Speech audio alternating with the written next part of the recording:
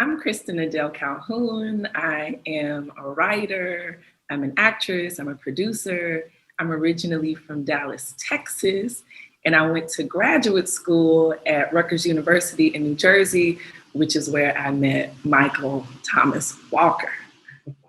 I will pass it to you, my friend. Yeah, I'm Michael Thomas Walker. I'm originally from Huntsville, Alabama. I went to the University of Alabama from undergrad, rolled Tide, and I met Kristen when we were at Rutgers. And I actually was kind of thinking about this today, Kristen. You know what one of the best things that I took away from grad school was the sense of curiosity and wonder. That was something that, I mean, our professors and our teachers always encouraged us to be curious. And like, I'll never forget Amy Salt's asking question, right? So she you'd cross down stage, she'd be like, why'd you do that? And then you'd be like, well, why'd you do that?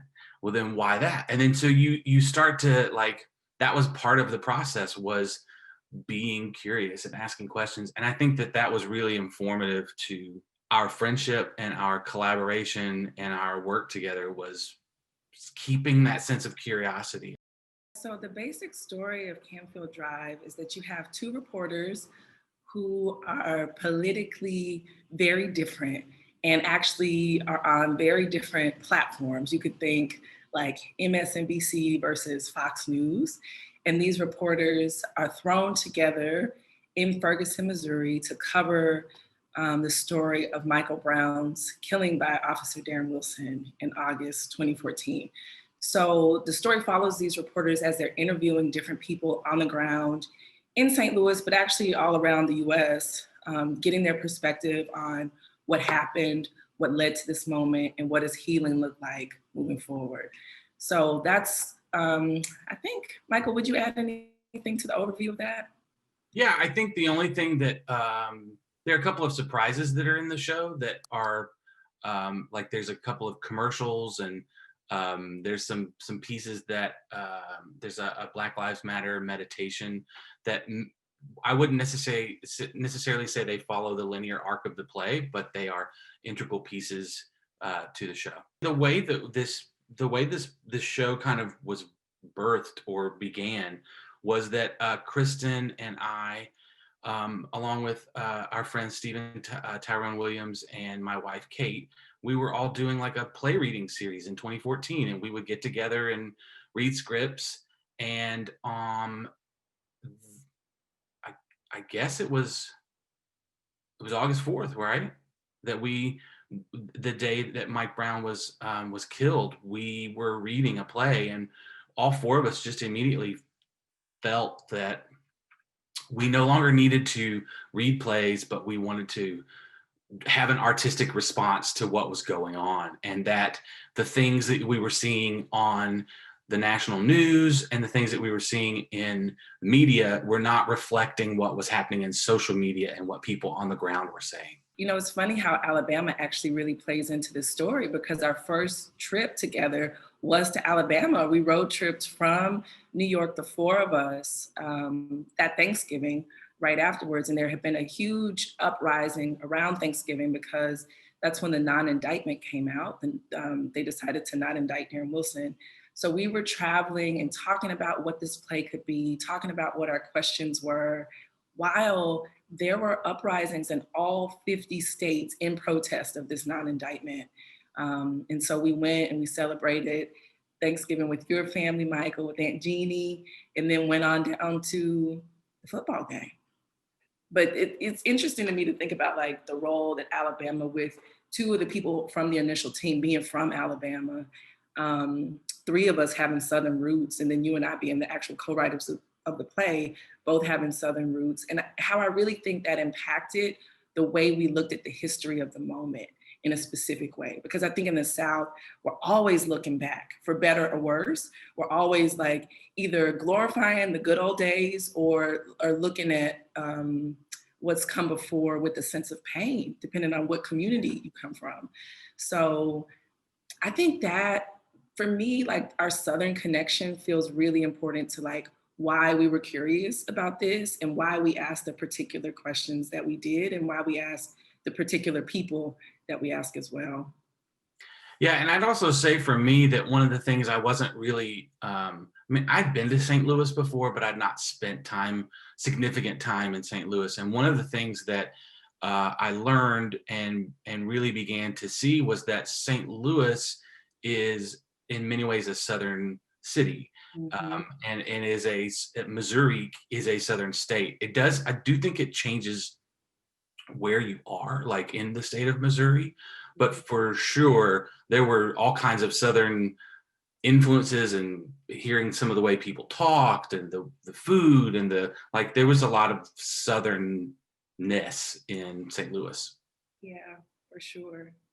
And also, I think what's so interesting about St. Louis is where it's located in the United States. You know, we had so many people talk about it as the center of the US. So, really, like, even though this event that took place was specific to St. Louis in a lot of ways, how it was really a microcosm of something that had been going on in the US for, hundreds of years is ultimately what we found.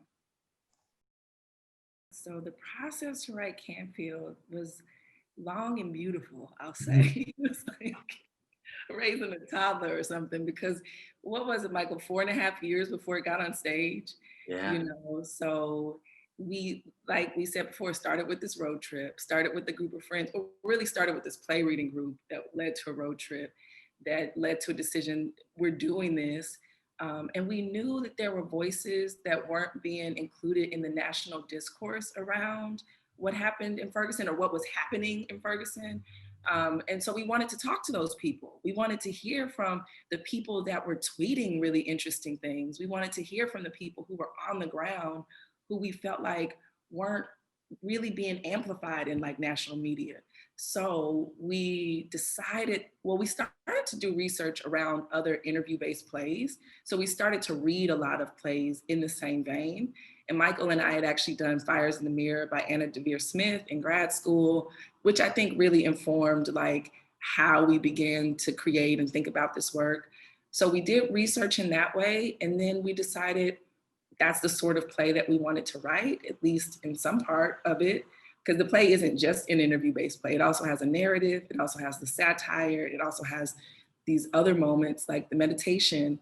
But we knew we were going to need some money if we were going to do these interviews, because we were both living in New York at the time, and we knew we wanted to travel to St. Louis and talk to people.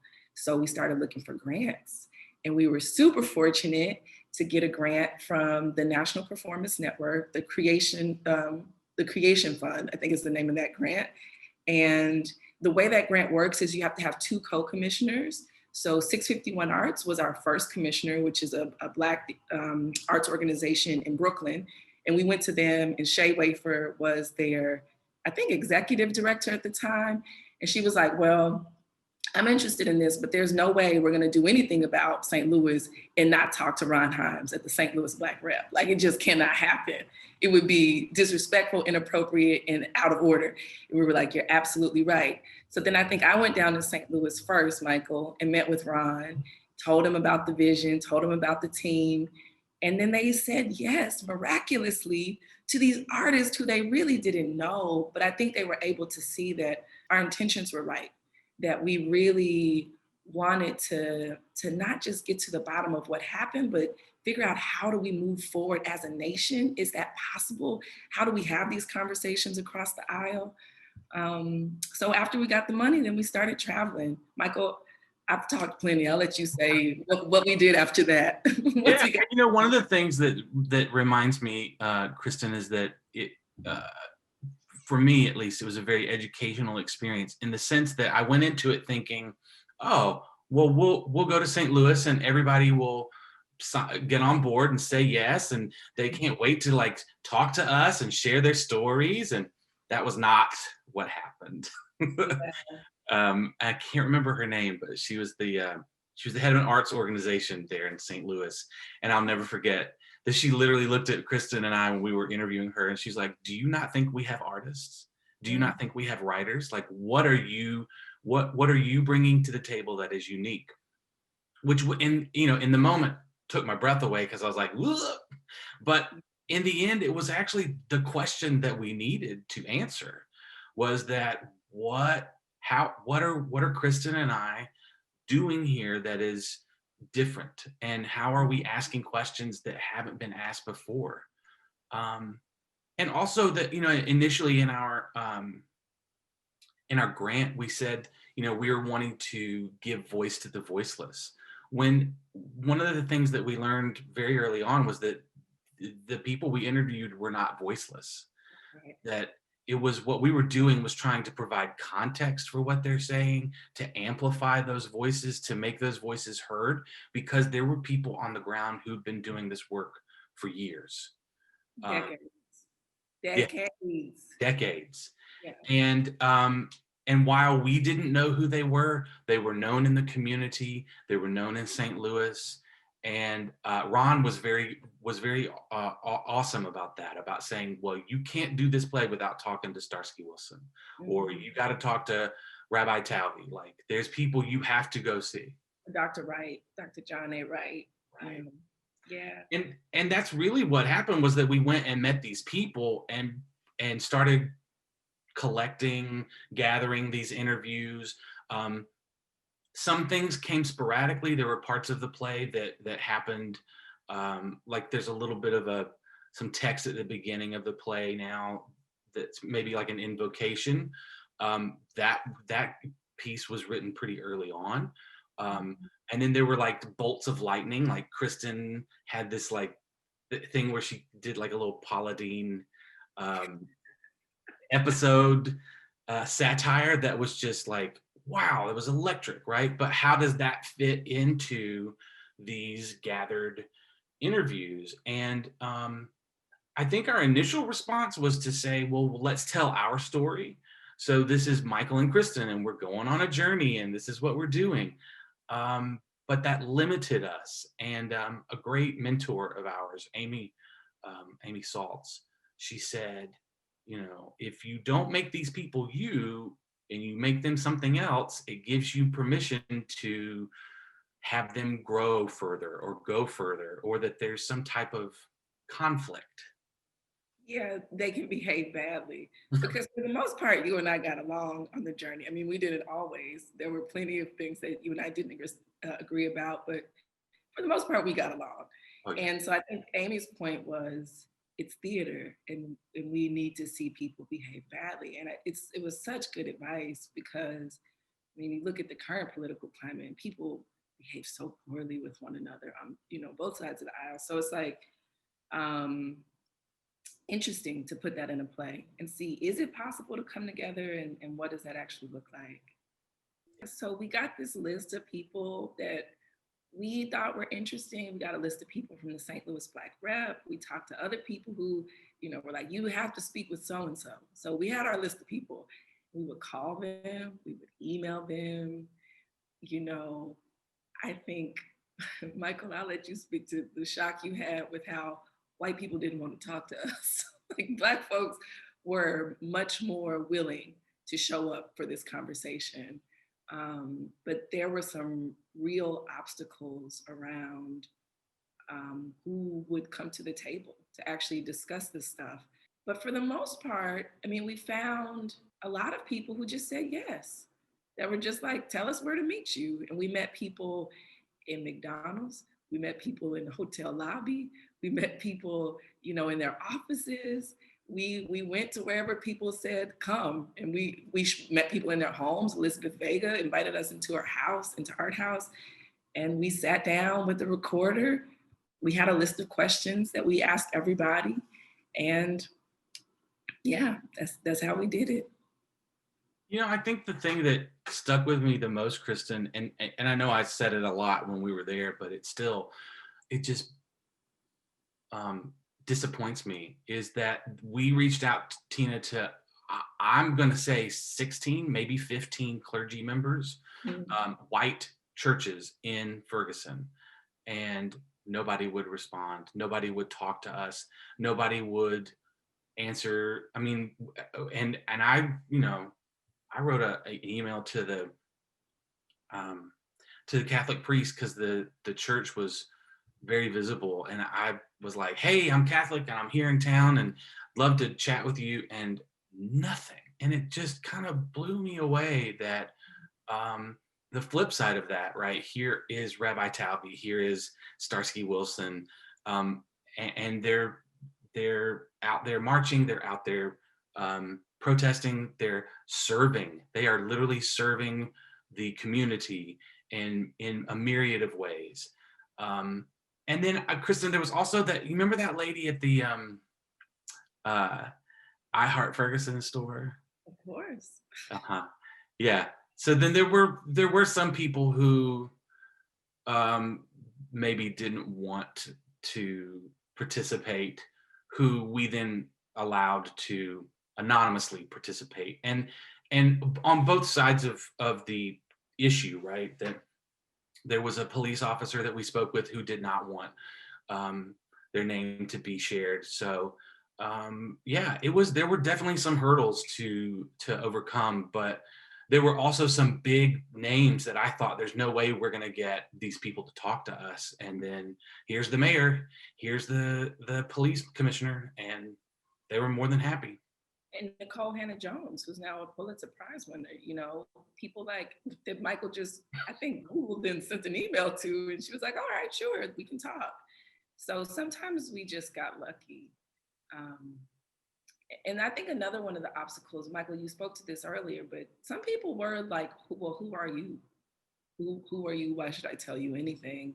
But generally folks were willing. And I think once they met us and felt our energy and felt the intention behind what we were creating, that we weren't just trying to come and like carpet bag a story and take it and profit off of it or something like that, but that we had a vested interest as fellow Americans and fellow human beings, really, in figuring this thing out together, that folks were on board with it. And I think something that's been really cool is when we did the show in St. Louis, how many people from St. Louis who were interviewed in the play came to see it and loved how they were depicted, loved the show. Like that, I guess, affirmation of the work felt really good. Yeah. I actually am preparing a tenure packet for Montevallo and had to write all of this down, of like, what was the process? Like, what did we do? And so one of the first things we did was we had a residency at St. Joseph's in Hartford, Connecticut. And we got together, and it was really Stephen Rader Ginsburg was very kind and allowed us the use of their theater. And we took sheets of paper and kind of like listed each section of the play, each interview, and we laid them out on the stage. And we were like, okay, what's the order? How do we want to put this thing together? It looks so crazy. Like we had so many pieces of paper with all the different names of people that we had interviewed, all the different writing segments, and we just kind of like threw them on the floor and went from there. We did a reading in New York. Then a few months later, we did another reading at BAM. And then immediately, like, we did the reading at BAM and then went directly to St. Louis and did a reading in St. Louis, which I thought was fascinating to see what the New Yorkers' takeaway was versus the St. Louisians, people of St. Louis, to see their reaction. And then that was 2017. So then we took notes and did more writing. Kristen and I shared a Google Doc of everything. So even though we weren't always together, and I say always, like, we kind of like were never together. Unless we were in St. Louis, that's when we were together. Yeah, or unless we came together to work on the play, we weren't in the same cities because you moved to Alabama. I was all over the world doing theater and stuff, and we would find ourselves like in Connecticut or in New York or wherever it was that we'd said we were going to take a week or two to work on the play. So, yeah. Summer of 2018, we did a reading at the TCG conference in St. Louis. And then did some more rewrites, and then started rehearsal, right? Yeah, we did. We started. And we still we did rewrites all through rehearsal. Like up until, I remember Ron got mad because it was like dress rehearsal and we were making changes and Yeah. I mean, I feel like if you would let me, I would still be doing rewrites to this play. Michael. Like, I would, you know, there's always something to tweak and adjust and make better. So, well, and we made a critical I think it's critical. I thought we made a critical discovery that we wanted a young female activist who had been on the ground. That most of the activists and artivists that we had spoken with were not of the generation, you know, the Black Lives Matter movement and those protests in Ferguson, those people were like 18 to 25. And there was an older generation who was there as well. And we definitely made contact with them, but we felt like that voice was missing. And so right before we opened, we went and met somebody and interviewed them. yeah, and they're included in the play. But yeah, that was the last interview that we added. And I'm so happy it's there. She's anonymous in the show, but what she has to say is so powerful, because she's not only an activist, but also does healing work. And so she was able to really tie some things together, some threads that appear in the play too.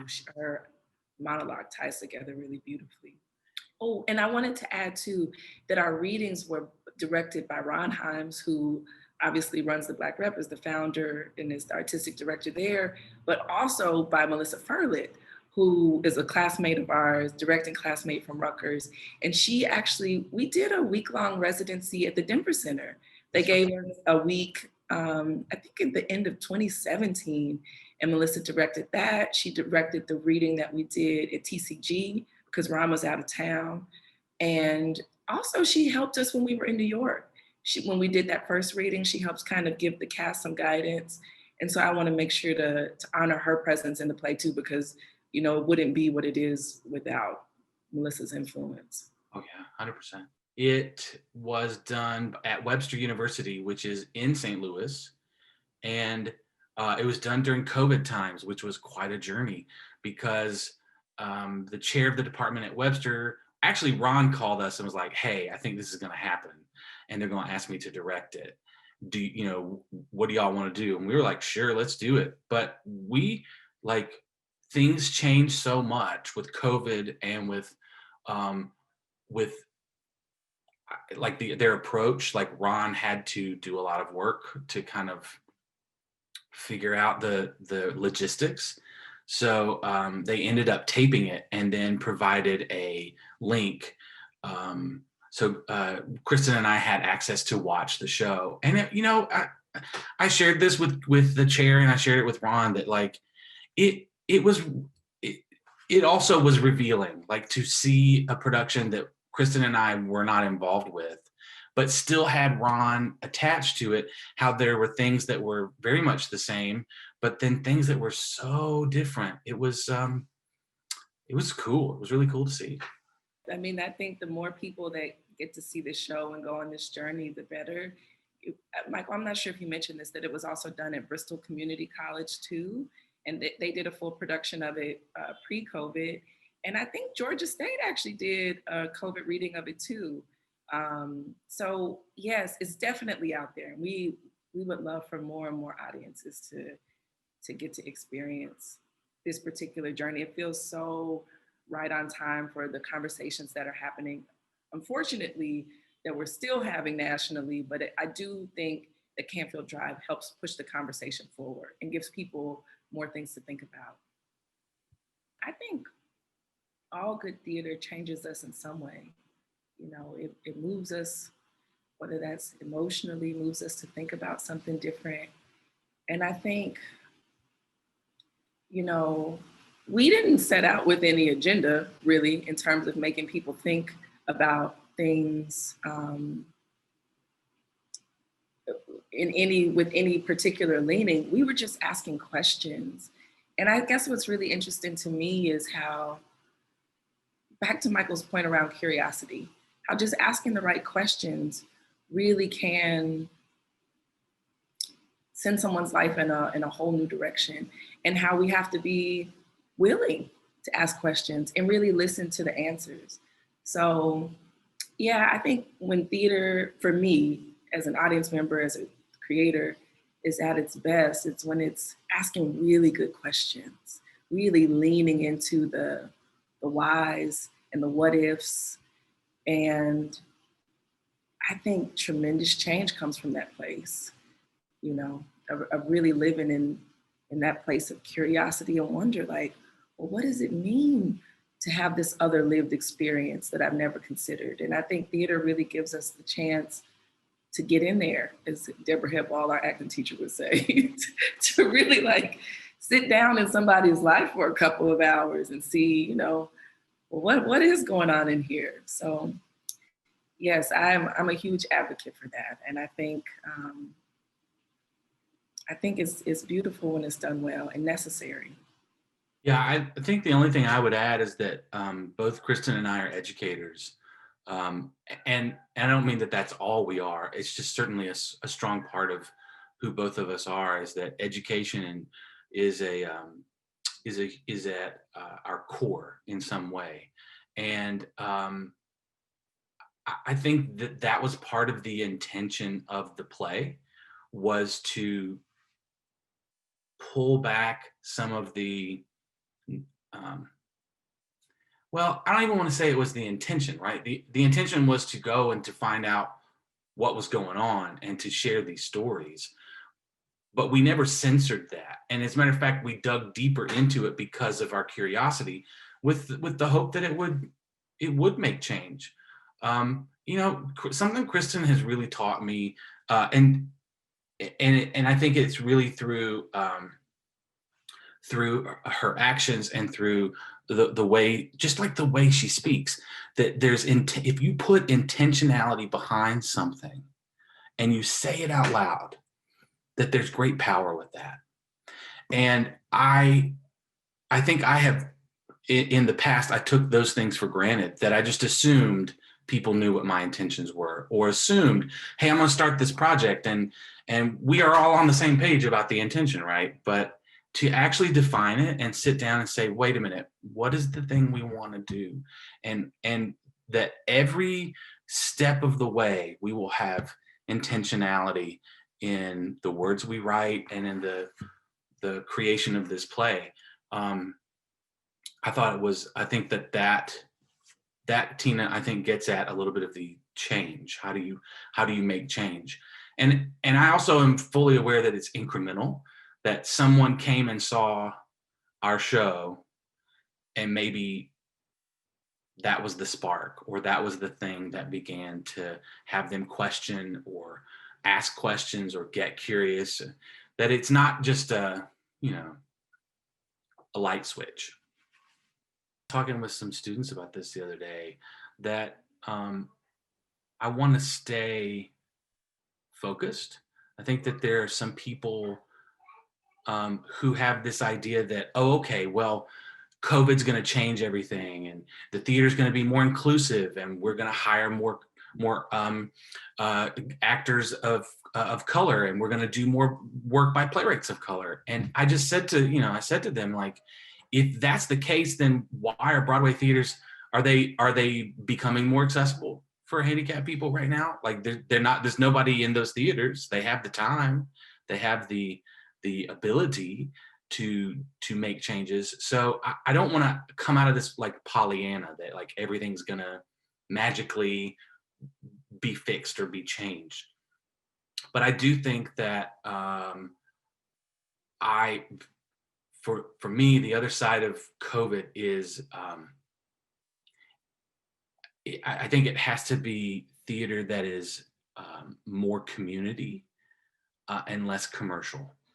And that's where I'm telling my students to do, is that, what are the theaters that you want to be a part of? Where are the theaters that you really want to get behind the mission, and start contacting them now, and start laying the groundwork to be a part of that community now.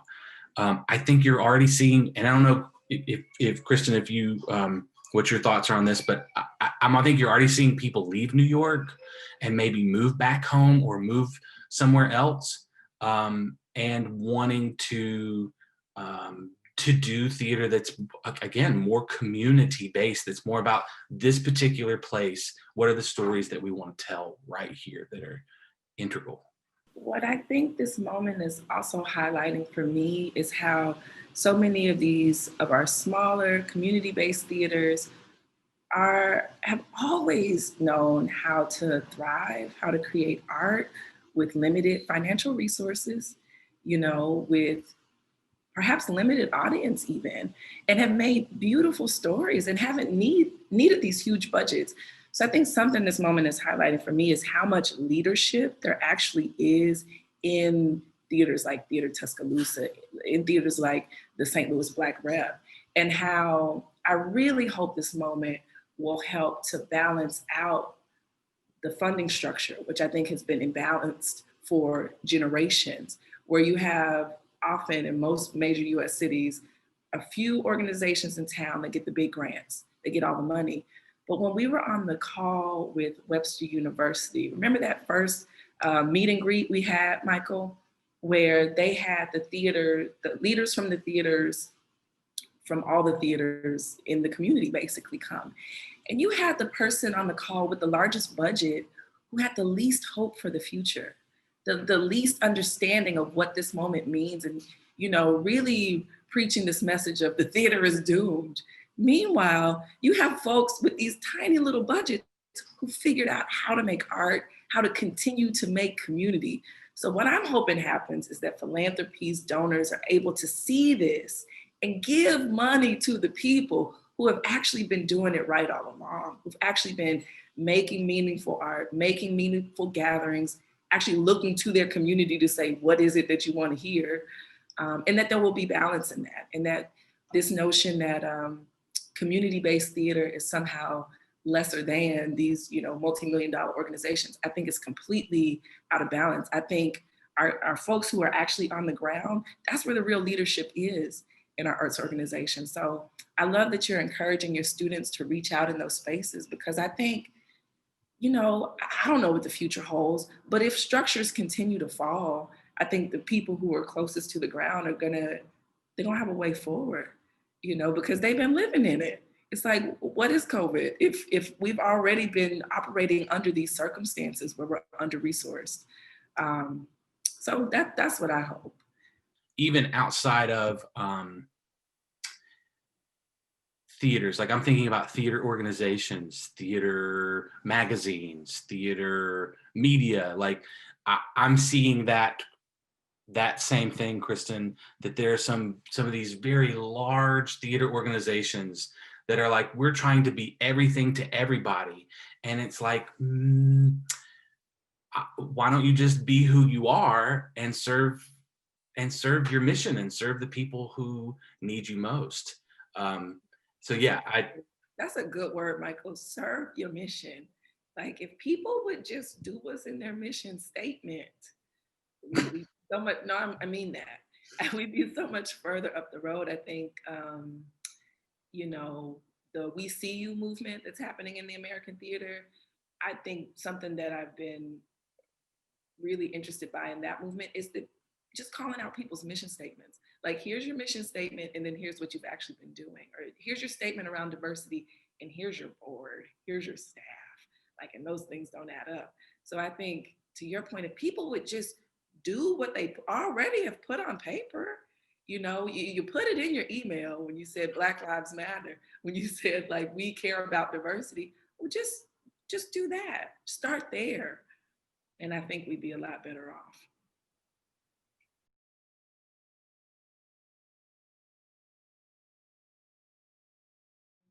So I have received a playwriting fellowship from the National Black Theater in Harlem, Dr. Barbara Ann Tier's National Black Theater. I'm one of the I Am Soul playwriting fellows for 2020 into 2021. So I'm writing an anthology of short plays about my maternal ancestors, one play per woman, looking 7 generations back. And then I'm imagining 3 generations forward. So a play for my daughters, my granddaughters, my great-granddaughters, for a total of 10 short plays in the name of healing my maternal line.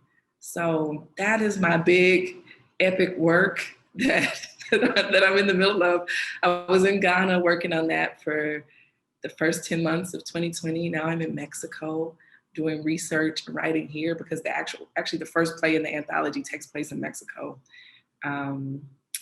As you know, we don't talk about this, but the Underground Railroad, my people are from Texas, the Underground Railroad went to Mexico too, which makes a lot of sense when you consider how much closer it is versus trying to get all the way to Canada from Texas. So that's what I'm working on. It's very exciting work. It's personally healing for me, and I can't wait to have it out in the world. But yeah, that's what I got going on in the immediate. I'm raking leaves. I'm kidding. I mean, I am raking leaves. I don't have a single tree in my yard, and yet all of my neighbors do. So like, it's all the leaves just go. That's so funny. I'm headed for tenure at the University of Montevallo. So I'm working towards that, which is kind of a gargantuan task. And I'm choosing to create a website because I think that's going to be the best way to do it during COVID. It's just to be like, there's all the stuff, go check it out. I'm also getting ready to do a panel with Amelia Rashi.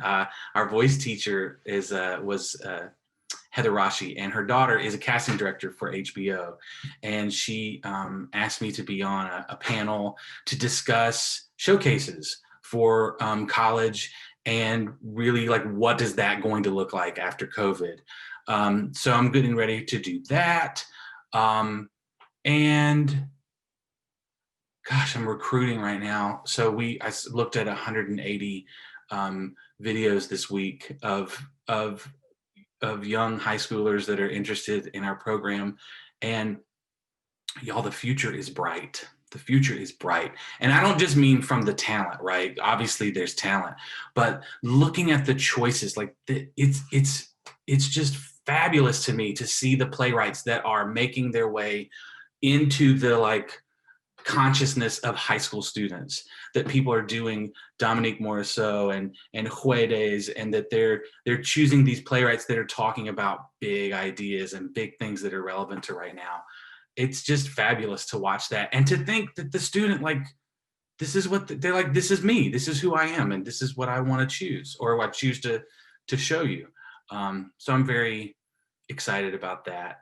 And then what else? I think that's it for right now. Just teaching classes.